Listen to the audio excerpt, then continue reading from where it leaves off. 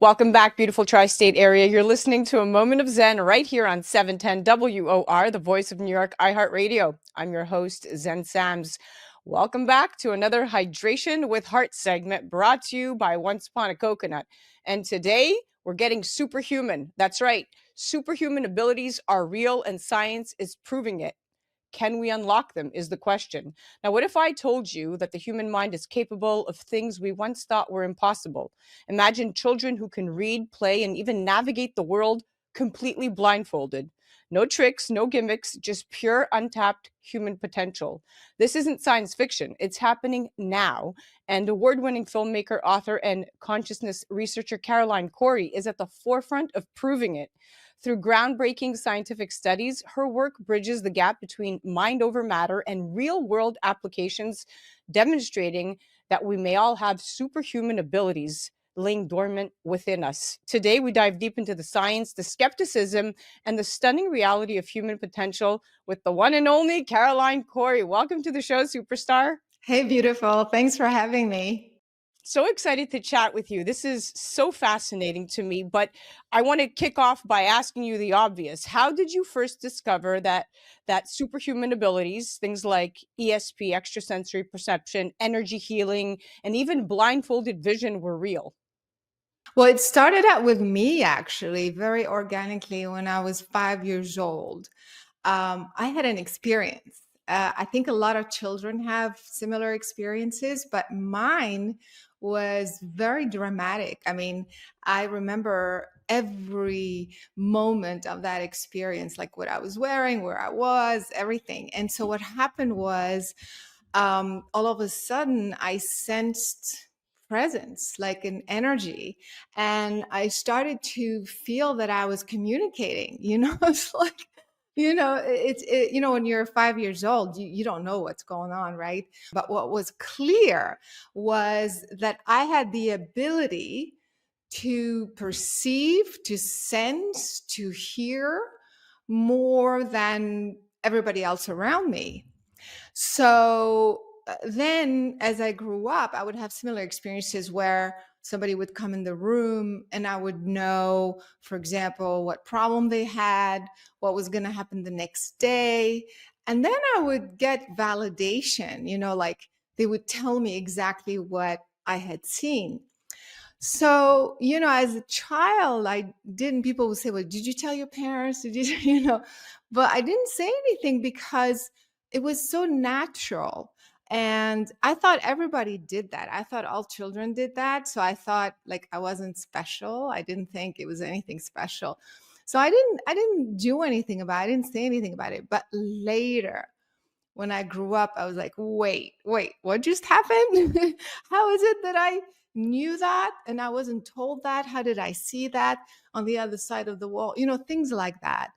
Then I realized there's some truth to this. That's absolutely incredible, and I can relate. I was that child, and you had these experiences early on. It's one thing to hear about them, but it's another to live it, and that must have been a game changer for you when that spark went off and you realized, hey, I'm special. Now, science has long debated the limits of human potential, and we've underestimated ourselves. Studies from institutions like Stanford and Harvard have explored telepathy, precognition, and consciousness affecting physical matter. Even the CIA's declassified Stargate project spent decades researching remote viewing.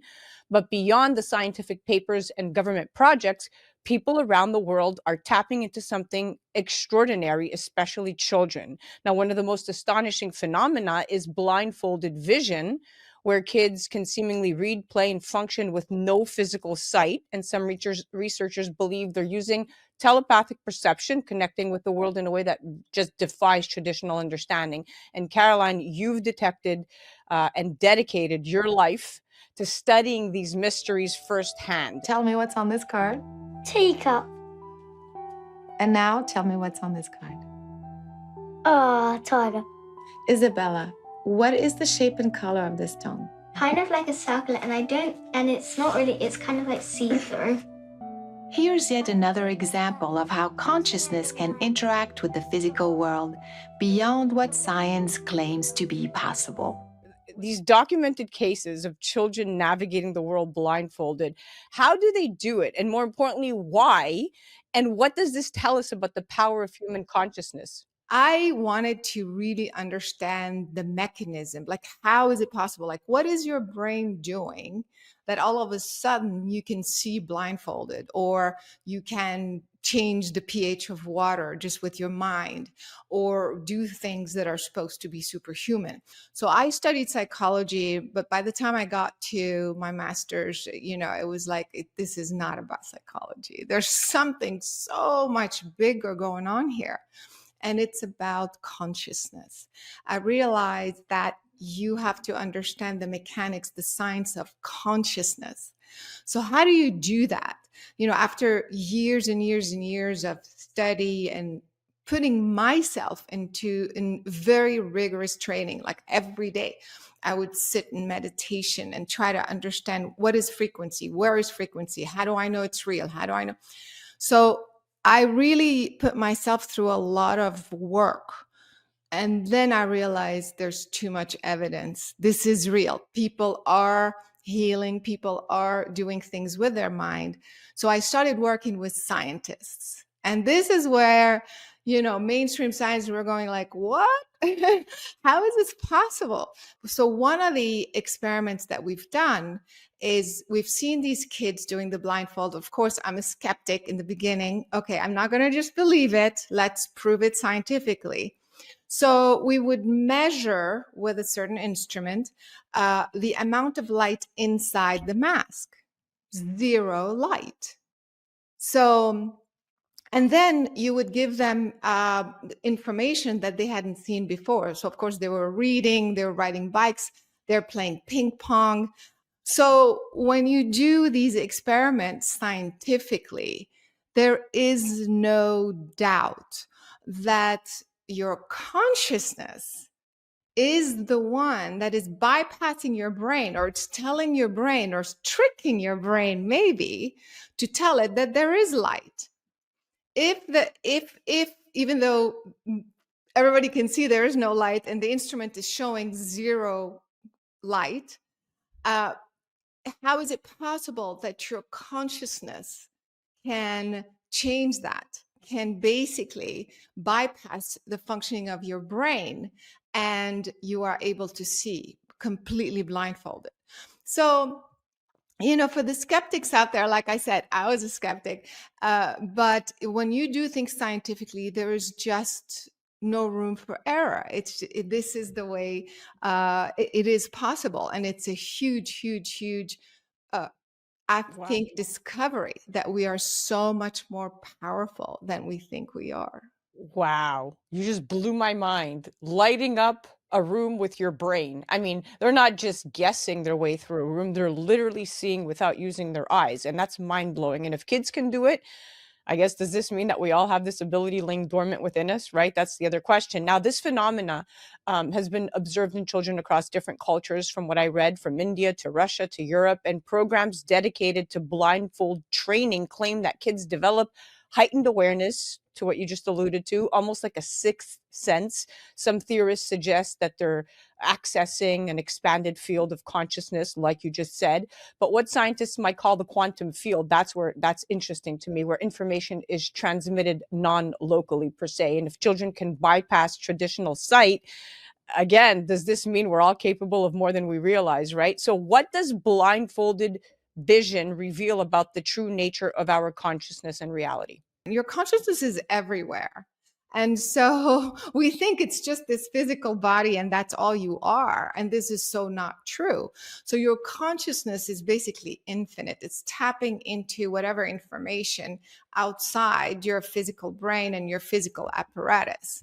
So the fact that different schools were teaching it differently and arriving to the same conclusion, basically, tells me that the consciousness can operate in so many different ways.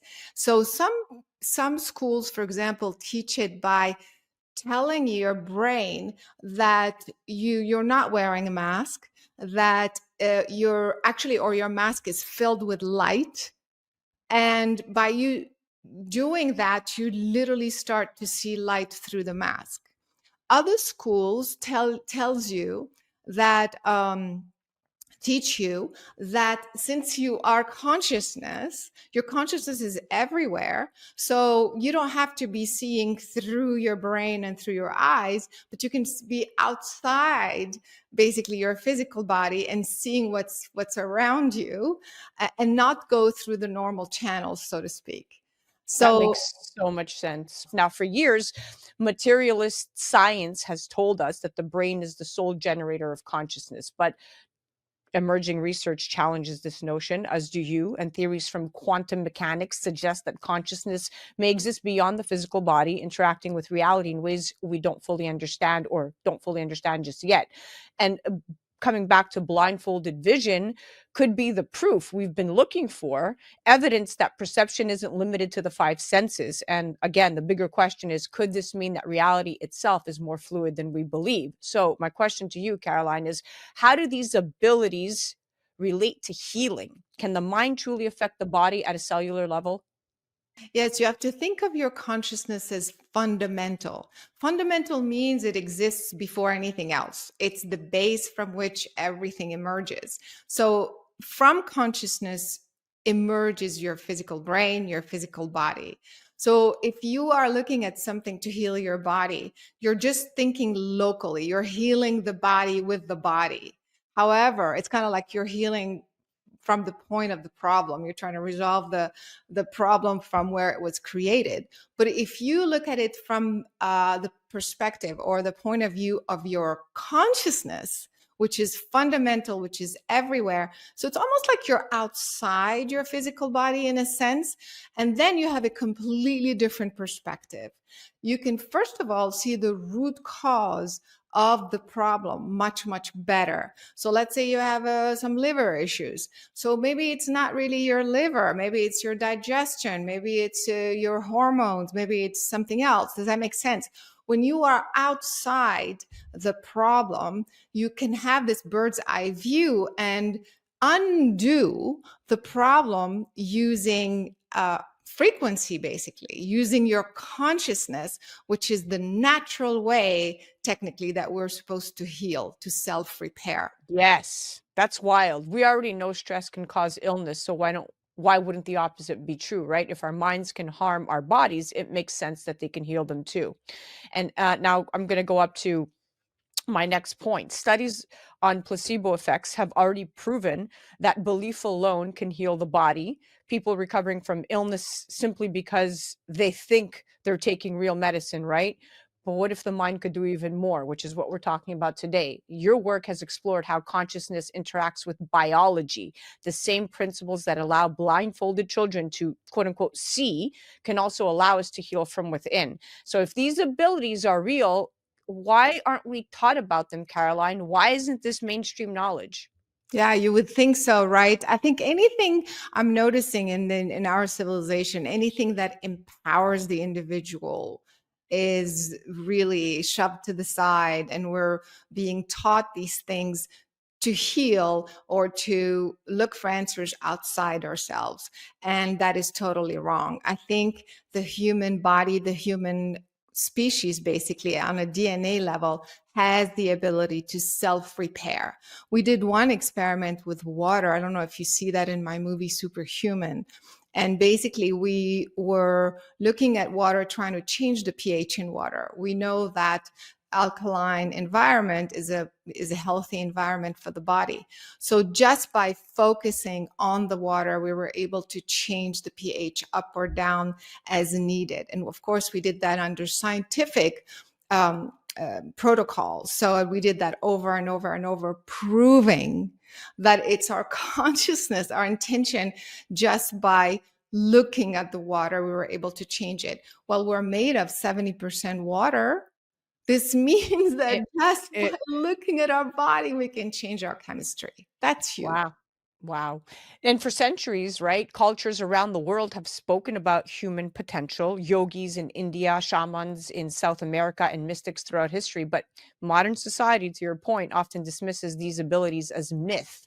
We're suppressing knowledge that could basically empower people and our world outworld outlook, right, would drastically change if we actually embrace these teachings. In your opinion, can anyone develop these abilities, or is it only for a select few?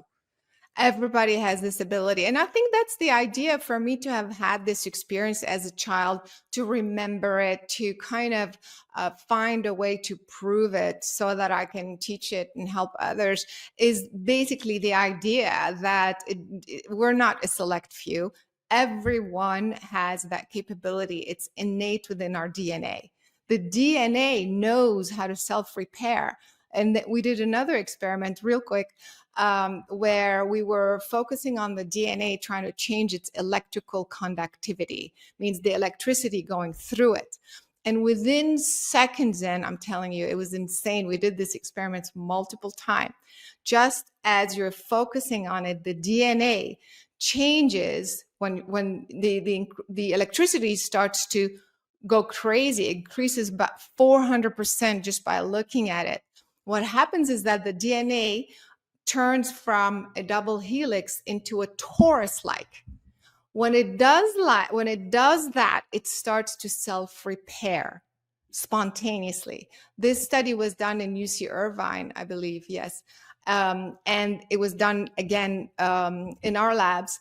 And this is fascinating because it tells us that just by focusing, increasing the conductivity of the DNA, which is who we are changing that sort of frequency, and then we can self-repair spontaneously. That's amazing. So it's not about being born with some special gene. It's really just about awakening or reawakening something we already have inside of us. I mean, some people argue that abilities like telepathy or blindfolded vision are gifts given to a select few, while others believe they're skills that anyone can develop with training, like you just said. So if children can do it, then perhaps it's not about being special, but about unlearning limitations, which I always say, we're limited to basically what we know. What does this mean for the future of humanity? Are we on the verge of a new era where these superhuman abilities become the norm? What do you think? Yeah, I think we are starting to be a lot more open to the idea that that's possible. And so, and of course, because many people are starting to believe that, with the system, the established systems, take a pill for this, take a pill for that. It doesn't really work. You're really messing with our original essence that is capable of self-repairing, self-maintaining. So I truly believe this is where we're going. I think now, having said that, because we are not taught this as children, we haven't been taught this as children, there is a little bit of training. And what you're saying, the training is not about doing, but it's about undoing the programming. So I'm very, very optimistic. I think this is the new generation, and we are examples of that. So we should be talking about it, preaching, showing, spreading the word that we are empowered humans. I couldn't agree more. Hey, listen, throughout history, every great advancement was once considered impossible, right? Flight, space travel, the internet. And now we're on the brink of a new breakthrough, and not in technology, but in human consciousness itself. And I do see a future where these abilities become widely accepted and even taught, because I think people are waking up. But I can't thank you enough for coming on, being so transparent, such a trailblazer in your field. I'm so honored to have gotten to know you. Thanks so much for having me. This was awesome. Guys, we often think of superhumans as something out of a comic book, but today we've learned that these abilities are very real and they're all within us. If children can develop a new way of seeing, then maybe it's time for all of us to open our minds and step into our full potential. To learn more, check out Caroline's work at carolinecory.com. And as always, keep questioning, keep exploring, and keep unlocking the power that's already inside of you.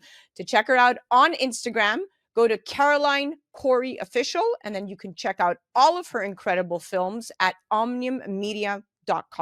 You're listening to A Moment of Zen right here on 710 WOR, the voice of New York, iHeartRadio. That was the Hydration with Heart segment, brought to you by Once Upon a Coconut in a double feature. We'll be right back after this. A Moment of Zen is brought to you by Once Upon a Coconut. Discover the refreshing taste of 100% pure coconut water that actually tastes great. Naturally sweet with no artificial flavors or added sugar. It's packed with electrolytes to keep you hydrated throughout your day. And with 10% of profits going to charity, every sip makes a difference. Pure taste, pure goodness. Experience nature's Gatorade. Visit Once Upon a Coconut or naturesgatorade.com.